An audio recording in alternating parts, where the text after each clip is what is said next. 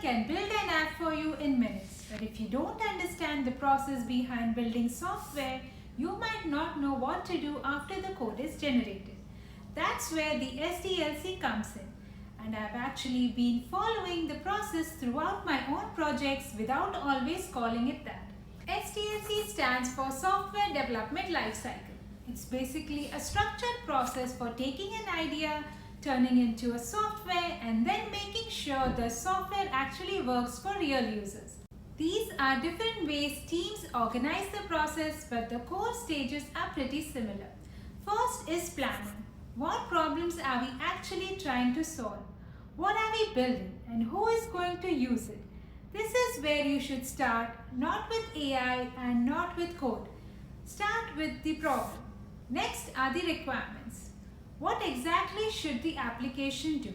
For example, if I am building a document management system, I need to think about things like who can upload documents, who can download them, who can delete them, what happens when multiple users access the system.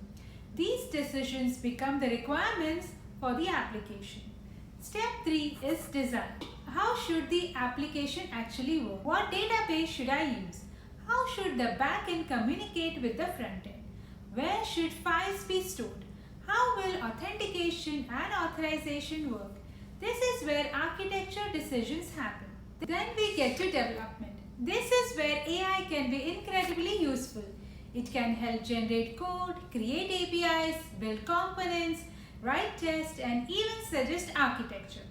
But AI generated code isn't the end of the process. It's just the beginning of the next part. Next, step 5 is testing. Does it actually work? What happens when something goes wrong? What happens when the servers are running? What happens when a user doesn't have permission? What happens when I deploy it? This is where assumptions turn into evidence. And this is something I learned repeatedly while building KnowledgeHub. Step 6 is deployment. The application needs to leave your laptop and become something real users can actually access. And deployment can introduce an entirely new set of problems. And finally, there is maintenance and improvement. Because software is never really finished. You get feedback, you find bugs, you add features, you improve the architecture, and the cycle continues. And looking back, I've actually gone through this cycle several times. I started with a simple URL shortener, then I built KnowledgeHub and took it much further, like adding authentication, cloud storage, database-backed sessions, multi-server testing, and eventually RAG. Throughout the process, I wasn't just generating code, I was planning, designing, building, reviewing, testing, debugging, and deploying. And now I'm taking this process into my next project. But this time, I want to start with something different. Not what can AI build, but what problem can I solve for someone.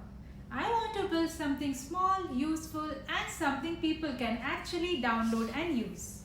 So if you want to see what happens when we take an idea and go all the way from problem to product, follow along. From idea to app, let's build it. See you in the next video.